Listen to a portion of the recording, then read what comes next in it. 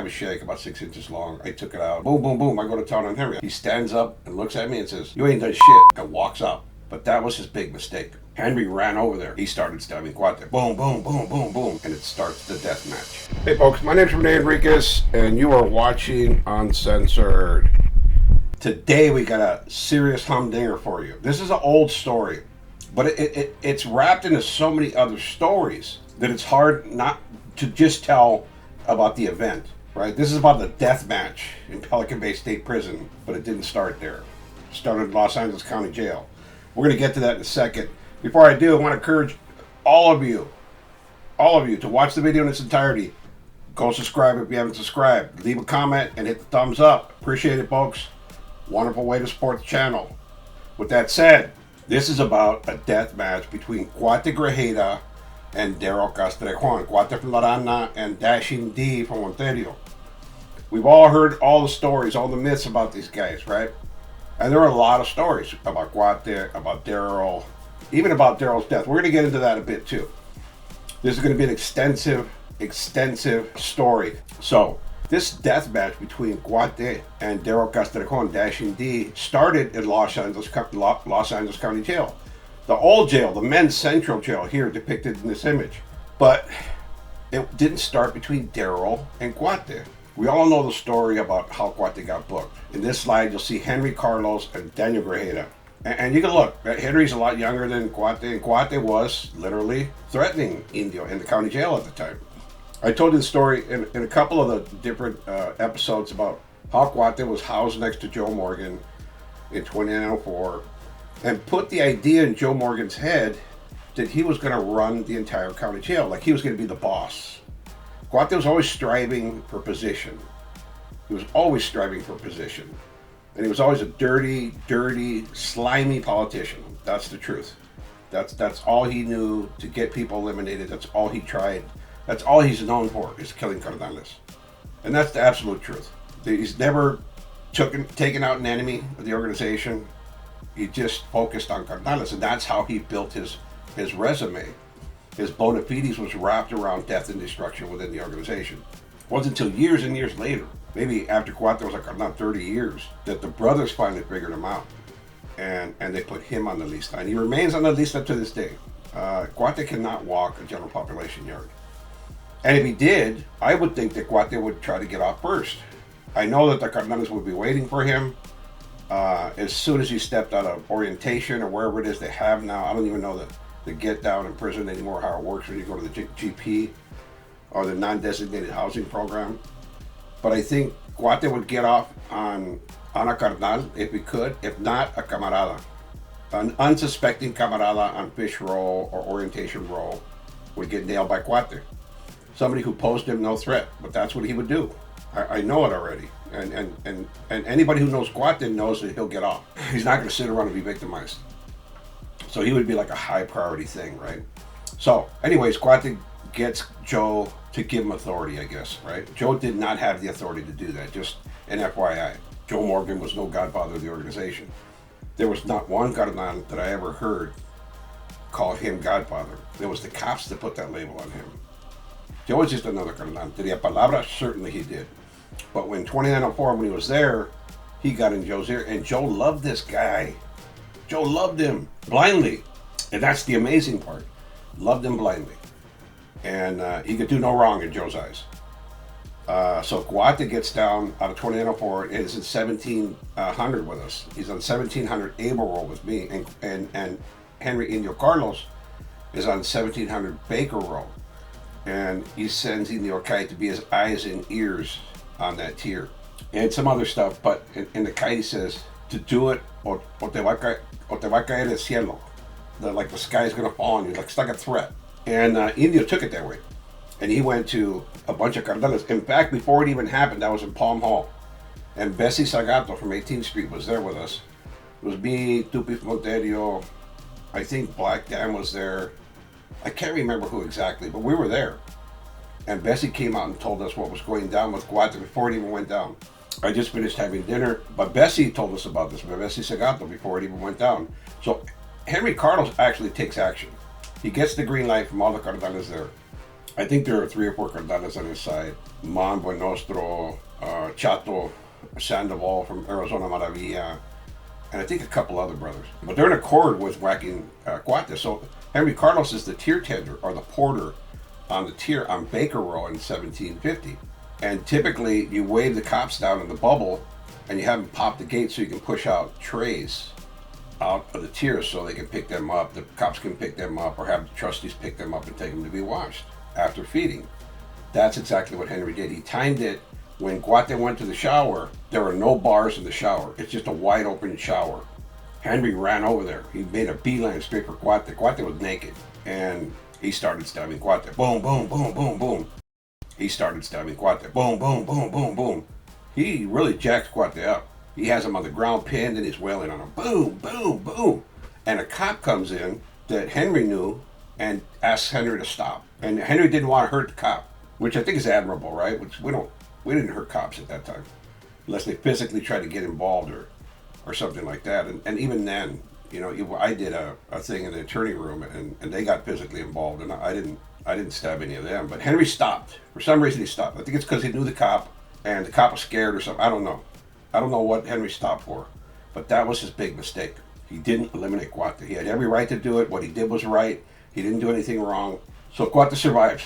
He goes to the hospital, gets surgery, comes back. He's all scarred up.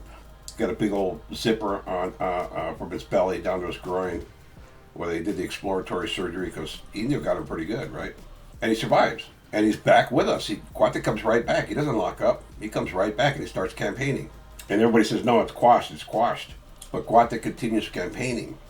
In fact, it was Black Dambarella that told me that Indio had to go. Cuate had apparently talked to all the cardenas there and said that Indio was stalking him in pro per, and he was going to try to stab him again, which was all BS. It was all BS. And I did it because Black Dan asked me to. Black Dan says, "Hey, can you get this done?" I says, "Yeah, I can get it done." So I subpoenaed Henry Carlos down to the Clara Shortridge Foltz building. This is the CCB. That's all I know it as, the Criminal Courts building. They changed this name sometime in the past, and that's what it's called today. But it's CCB. I subpoena Henry to court. We go to the 13th floor. I'm waiting in the holding tank. I have a shake about 6 inches long. I took it out, and they bring him in the holding tank, and boom, boom, boom, I go to town on Henry. I stab him. Much to Henry's credit, he just got up after it's done, after the cops pulled out a gun. They said, "Get a gun," or they pulled out a gun. So I ran to the toilet and dropped a knife in there and blushed it. After stabbing him repeatedly, he stands up and looks at me and says, "You ain't done shit," and walks out. And dude was a gangster. You got to give him that. He's a gangster, right? He took it. He didn't get in a gurney. He just walked out, right? And that was the hit there. So you'll know, Daryl, Indio, Night Owl, all those guys come from San Quentin. So does Cuate. Cuate came from San Quentin too. And these are a different breed of carnal. San Quentin brothers are fanatical. They're fanatical. It's just a different breed. I'm going to show you an image here taken in San Quentin. And that on the upper left of the image is Haas Frisbee, Bill Frisbee from Orange County. It's actually from Clanton, Glanton. Some of the viewers says, don't say it like a redneck. Say it like it's supposed to be said. The street is called Clanton Street. So it's Clanton. It's not Glanton, eh? The next individual, that's Perico Ochoa. The guy in the hotel, remember the initial hotel meetings where they're making Pelon Maciel? And Perico's just bringing up all kinds of freaking opposition, only to cave in the end. That's him right there. Like, he was a pretty healthy boy. All these cardenas are very healthy guys, right? The next guy is Carlos Robot from San Diego. In fact, he was recently stabbed by a tweaking camarada who ran in a cell and stabbed him up. Messed him up pretty good, too, because he's an old man now. The next guy in this picture, in like the reddish or orange rust color slingshot t-shirt, that's Puppet Baez. That's Puppet from Florencia, the real king of Florencia. We talk about the three kings. You heard that rumor, and what they used to call them, law enforcement called them that. Well, Puppet was a real king. He was a straight-up killer, straight gangster, big boy. He was a big boy. And on the lower left squatting is T-Bug Moreno. You just heard a story about him the other day. And I'm going to read off some transcripts about him in trial coming up here in the very near future that are going to intrigue you. The guy in the center squatting is Richie from El Centro. He's deceased.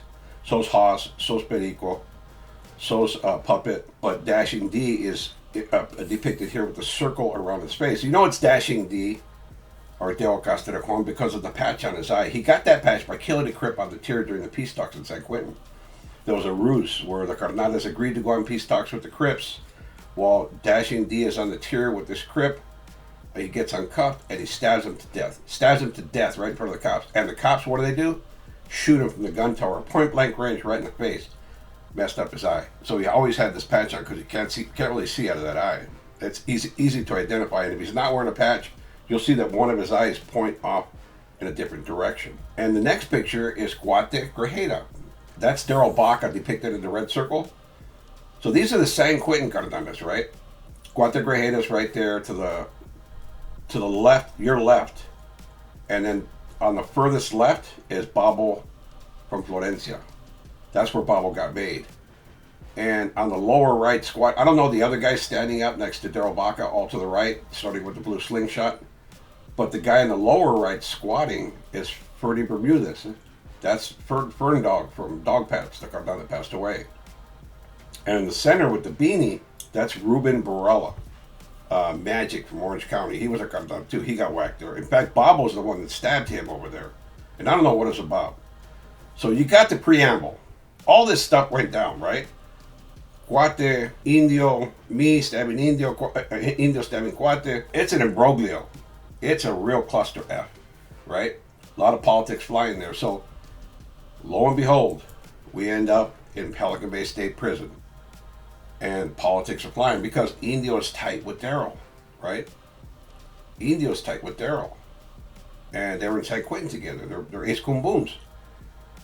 And they're in C2 together. This C2. Who ends up there?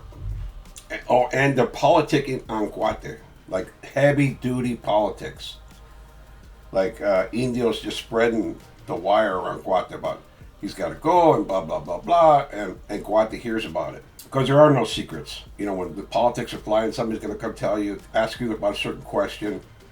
Hey, were you here at this time? Or, hey, so-and-so said this. They're going to ask you. You're going to know about it when the campaign's happening. Campaigns are never secret. They're very rarely secret because everybody's talking. And somebody's going to be loyal to you, or somebody's going to like you, or somebody's not going to agree with the decision they're trying to make, and they're going to let you know. Because everybody's talking. And somebody's going to be loyal to you, or somebody's going to like you, or somebody's not going to agree with the decision they're trying to make, and they're going to let you know. So it's no different in this case. While Henry's politicking, they'll never put Henry and Cuate together, ever. They're declared enemies. So he can't go in the cell with Indio, because I'm sure Indio would have went in willingly to finish it off. Although I think Cuate prepared might have taken Indio, because Cuate's dangerous. Cuate's very dangerous. He's not to be taken lightly. Nor is Indio. Indio's no less the killer. But Cuate is he's a bit fanatical, right? About eliminating people. He is. He really is. So here's one of the cells. This is exactly what they look like. They all look the same. Who ends up in the cell together? Guess. Take a wild guess. Daryl Castrejon and Cuate Grejeda. Bad pictures, I know, but... So, Daryl Castrejon, who's been politicking on Cuate and talking ish about Cuate with Indio for the longest, ends up in the cell with him in C2. Right? And what does Cuate do? Cuate tries to take him out. And it starts the death match. And they're getting it. Boom, boom, boom, boom, boom. They're touching all parts of that cell. It's going on. It's not a quick fight. It's not a quick fight. It's a fight for life and death. Because Cuate gets Daryl in a headlock, in a naked chokehold, and starts choking him out. That was his whole thing. He didn't have a knife. He didn't have a weapon. He went in there, he's going to do it with his hands. And he tried. He tried. In fact, he went to Daryl's bad eye. His bad eye, and started trying to pull it out with his finger. He's digging in his eye, and he's choking him out. And what happens? After about 5 to 10 minutes of them getting it in the cell, Cuate's got him in a headlock in a naked chokehold, but somehow Daryl's turned his neck so he can breathe. And he breaks free of it, and they start fighting. Boom, boom, boom, boom, boom, boom, boom. And Daryl Castrejon is holding his own. He's holding his own. He's nubbing with Cuate in that cell, and they're fighting for life, right? Who happens to be in that same pod? The old potato bug. Alpi Sosa depicted here. Doesn't he look like a potato bug? Look at que feo. He was an ugly little beast, right? He had these toes, right? All his toenails were black and thick. They look horrible, right? And so he's called him potato bug. So Alpi comes out of the cell. He asks the gunner to let him come out of the cell. And he does. They let him out. Boom! They pop his door. Hey, I need to pass this. That's what you tell the gunner. Hey, can you pop 110 or can you pop 109? And they will pop the door and they let you pass whatever you're going to pass, and then you go back to your cell, and that's it. It was pretty lenient in Pelican Bay at the time. Your gun officers knew you, your floor officers knew you. And so Alpi does that. He hears the ruckus. And he goes out there to talk them down. You guys are carnales. What are you doing? Nobody has to know about this. Just let this be over right now. Agree to shake hands, and that's it. And that's what they do. That's what they do. After Daryl was almost killed by Cuate in the cell, and after Daryl broke free of the chokehold, got his eye dug out, and fighting Cuate for his life, he agrees to shake hands. They shake hands. And for like 2 or 3 days, neither of them would sleep. Neither of them would close their eyes until they finally separated. They separated from the cell. And it's Alpi that did that. Alpi talked them down. And Cuate told Alpi, this guy's been talking shit about me. I'm gonna take him out, and I don't need nobody's permission. And that's Cuate's get down. He never asked permission from anybody. He just did it, right? And he got away with it for years. He did that to Chago. He did that to Daryl. He would do that to anybody, right? That's just the way he was. That's how he got the first strike advantage. He always had the first strike advantage. And that's what he wanted. Because if he went on a campaign openly about a carnal, they would probably shoot him down. He would just take off and do his thing, right? And that's exactly what he tried with Daryl. Fortunately, Daryl was prepared. Daryl was in good shape. Daryl's a hog. He's one of the San Quentin fanatics, right? And he was able to hang. He was able to hang, and he came out of it. So they shake hands. They stay in there for about 3 days, and neither of them sleeps until finally Cuate moves out. Cuate moves out on mutual agreement. Cuate didn't PC up or anything like that. He just moves out. He says, "Okay, we're done. We shook hands. It's over." And what does Daryl do? He begins politicking everywhere. Indio's the one that's the vocero for him. He's the spokesman for him. Hey, because me and Daryl Baca end up over there. That's why I showed Daryl's picture, because he's involved in this, right? Not in any of the politics or anything. Daryl Baca is one of the most dignified, quiet guys you'll ever meet in the organization. He doesn't involve himself in dirty politics. He never has. He doesn't like them. And we got to C2, and who was there? We end up in the pod with Henry Indio Carlos, Indio from Sereno, and it's me and Daryl Baca. We're Sally's. And Indio comes to the bars and tells us all about this. This is what happened. This is what went down. Cuate raises hands to a carnal. And immediately in my head, I'm thinking, well, he was there with him, and if he raised his hand to him, he should have killed him, right? Immediately in my head, I'm thinking, well, he was there with him, and if he raised his hand to him, he should have killed him, right? He should have killed him. I mean, if he had beef, why is he going to raise it after the guys moved out of his cell? So it was questionable to me. It was questionable based on that alone, because I got into scuffles with Daryl in the cell, and I never told anybody. It was just like, okay, it's between us, that's it. And that was it, because we were friends. We were friends, right? And you know what I really believe? That Daryl knew I was getting politicked on, and he didn't want to do it, but ultimately he was going to have to do it. Ultimately, he was going to have to do it. That's what I believe. But Daryl was my friend, and he did involve himself in that stuff. I never heard him talk bad about anybody. None of that. He just never did that. That's the type of brother he was. So me and Daryl listened to the story, and Indio's on it. You know, Indio's spreading the propaganda, because Indio's a little politicker too sometimes. He's known for that. He was politicking on behalf of his friend, Daryl Castrejon, Dashing D. He said that Cuate raised his hand to him, tried to kill him in the cell, didn't have a vote, and Alpi could back it up. And I think Alpi was just happy that the focus was on somebody else. Because Alpi was always under scrutiny after locking up. He locked up in Folsom State Prison after Mo Ferral beat him up, and he was like, had a tarnish on him. Like he had the smudge on his jacket, right? He had a smudge on him, an organizational smudge. Like that's bad. In fact, they were gonna eliminate Alpi Sosa at one time. And it was Danny Pina and Angel Valencia stumped that gave him a pass because he went to testify in the murder trial that Danny Pina faced with Angel Valencia for eliminating Mo Peral. They eliminated him in a cell in Folsom State Prison on the mainland. And Alpi testified on their behalf, testifying that Mo Peral had assaulted him in the cell, that he was extremely dangerous and he was unpredictable. In fact, Alpi is known for, he's kind of famous in the organization.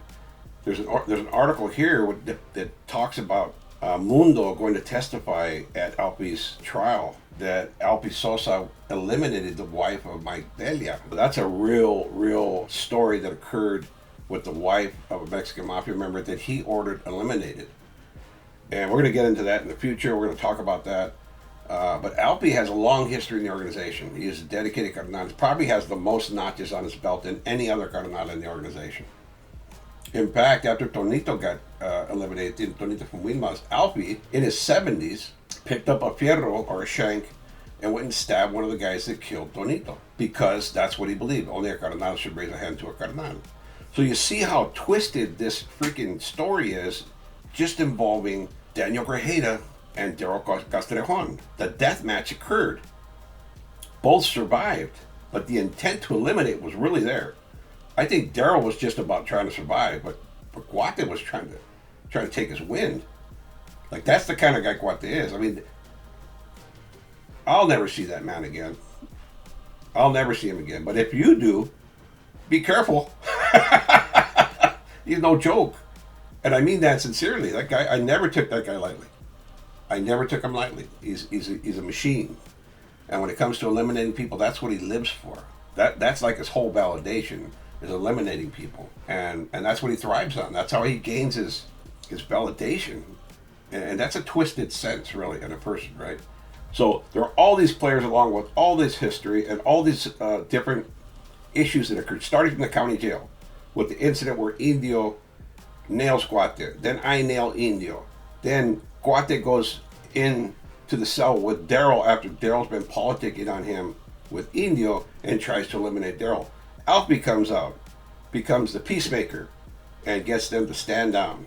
For about 3 days, they stay awake. As a recap, they stay awake, and then Cuate finally moves out of the cell on mutual agreement, and Daryl starts politicking on him after that. And a lot of the brothers that I talked to, it's like, well, he was in the cell. How come he didn't do it then? Why didn't he just get a fierro and do it? You know, why didn't he was there. He was there with him. So they kind of discounted that. And Daryl Castrejon lost a little credibility in that. In my eyes. In other brothers' opinions, maybe not. Maybe they thought, you know, because Cuate was better at this than him, or he was bigger. I don't know. I don't know what the reasoning is for other people's minds. But then there's another twist to this. Daryl Castrejon ends up eliminating, he paroles. He gets a reversal on his case and he paroles. Lo and behold, even after that elimination of the Crip in San Quentin, which we pled guilty of manslaughter for, his original conviction gets overturned and he's released from prison. He hooks up with Charlene Chavez, the widow of Philip Chavez, a cardenal, a channel from Redlands, who was eliminated. And we're going to get into all that too, because we got some stories. But he hooks up with her and Frankie Buelna, Frankie from Primera Flats. He's actually from Merced. Frankie Buelna gets eliminated at Characters Bar in Pomona. Who do they catch on the wire? Daryl Castrejon. In this image you see here, without a shirt, standing against the wall at Pelican Bay State Prison in the glasses, that's Daryl Castrejon. In the article that I showed you previously, that's all about Mundo testifying against Alpi, and it discusses the elimination of Delia. So in this image, this is when they would typically pull us out and take pictures of us at Pelican Bay State Prison, and that's Daryl there. And if you look at that picture, you could see kind of his eyes going in different directions, right? That's because one of them, I think he's blind out of one. He's legally blind out of one eye. That happened from the shotgun blast or from Cuate digging his finger in there, right? So Daryl's on his own. He's got his case on appeal, and they grant it, right? They grant this appeal, and he's immediately released from prison with no parole, no nothing. But he gets out there, and he's running the area. There's one obstacle in the way. That's Frankie Buena. And he sets it up, so some camaradas go down there, and they eliminate Frankie Buena at Characters Bar in Pomona. but they catch Daryl on a wire. So he gets arrested. He's able to post a $1 million cash bond, and he attends every hearing faithfully, judiciously, goes to every hearing. 3 days before the trials to begin, Daryl Castrejon is gone in the wind. 3 days before the trials to begin, Daryl Castrejon is gone in the wind, like a chicken through the corn. Zoom! He's gone. He's out. So he goes to Mexico. And there's a bunch of rumors that he gets killed over there a few times, not just one time, right? But the latest one is this. Let's read this, what I pulled up on Gemini and ChatGPT, right? Dashing Daryl D. Castrejon was a high-ranking California street gang member and reputed enforcer for the Mexican Mafia, La M, who famously vanished in 2009 after posting a $1 million bail. Frequently discussed in cartel and true crime forums like Borderland Beats, his disappearance remained a mystery for over a decade until reports surfaced that his body was found hanging from a bridge in Mexico. Criminal background and rise. OBS beginning. Castrejon grew up in Ontario, California, rising to the ranks of Ontario Barrio Sur Black Angel Street Gang. Mexican Mafia promotion. By the late 1990s and early 2000s, he had become a primary connection between OBS and La M, operating as a top enforcer, drug coordinator, and money mover across the U.S.-Mexican border. The 2009 disappearance. The charges in 2005, Castrejon was arrested alongside 3 other men and charged with conspiracy to commit murder targeting Frankie Buena, another Mexican Mafia member. The escape. Despite the severity of the charges, Castrejon managed to secure and post a $1 million bond. He consistently attended hearings in Pomona Superior Court for 3 years, but vanished on January 7, 2009, just 3 days before his trial was set to begin. The aftermath. While his co-defendants were convicted, Castrejon successfully eluded federal and state authorities, leaving his offense attorney and wife with no knowledge of his whereabouts. Reported fate. For years, Castrejon was treated as a ghost in the criminal underworld. Recent true crime reports and gang historians indicate his run ended in Mexico, where he was allegedly killed and left hanging from a bridge, a signature tactical display used in cartel politics, betrayal rollouts, or internal Mexican Mafia purges. So, we heard about his death a few times, and this was widely publicized. Now that with the advent of social media and YouTube and blogs and Instagram and TikTok, it was everywhere. Everybody jumped on this, right? And they created content. I didn't. I waited. I've only been doing this about a year or so. I wasn't going to be one of those guys that go out and report something and then just have it blow up in my face, right? And this is yet to be proved. It is not proven. This is nothing. It's merely scuttlebutt. It's merely rumor and secrets, and nobody can produce a body. In fact, I spoke with law enforcement from San Diego, from a variety of different areas. And the one thing that they cannot provide is positive identification. It's not been declared by Mexico. It's not been declared. His death has not been declared in Mexico, and his death has not been declared in the United States. There's no obituary, there's no death certificate, nothing. Nothing exists, right? There's a couple of digital memorials, and there's some YouTube stories, but that's it. So here's a couple things to think about, right? If Daryl Castrejon was dead, then why would this be? Let's read this. Number 1, legal fugitive status. Castrejon remains wanted by the authorities after skipping his 2009 trial because U.S. law enforcement agencies have never officially confirmed his death. No standard public death notice, cemetery record, or traditional obituary can be generated. According to active gang investigators, there is lingering skepticism regarding the rumors, with some theories suggesting he may still be alive or hiding out. And number 2, the nature of the bridge rumors. The reports that Castrejon was executed left hanging from a bridge originated in late 2023. These claims stem largely from street rumors, cartel watchers, and true crime content creators. If he were killed in Mexico under a cartel purge or an internal Mexican Mafia hit, his body would likely have been processed as an unidentified John Doe by Mexican authorities, leaving no official paper trail connecting back to California. Number 3, digital memorialization. While standard funeral homes and obituaries do not exist, Castrejon's memorials are entirely digital and informal. So, here's the thing about number 2. They did recover the body, and they did make a comparison for physical features. They did not get a DA match, and the individual that was taken off of the bridge, that was cut down from the bridge, did not even look like Daryl Castrejon. So that's food for thought. And all this, after Daryl Castrejon has created multiple rumors about his death. I think this is the 3rd time that he's been eliminated in Mexico. One was that they eliminated him and buried him in the desert somewhere. Another one, the first one I forgot what he was even about, but I heard it a couple times. And this is the latest one, and nobody's really touched on it or dug into it. So I still think that, Daryl Castrejon may be alive. He may be alive in Mexico. This is a creation of his own. This is a kind of a smokescreen to get authorities off of him, because he is on the FBI's most wanted list. He is wanted by federal authorities, state authorities. He's wanted. He's still a fugitive. And if he was deceased, why would the U.S. law enforcement still maintain him as a fugitive? They wouldn't. They would declare the case closed, and that's it. So that's the story, folks. A lot went into it. I know. It's a lot to unpack. But we're going to get to these individual stories as we go along. With that said, folks, I hope you enjoyed this episode. I hope you enjoyed listening to it as much as I enjoyed making it. With that said, you guys be safe.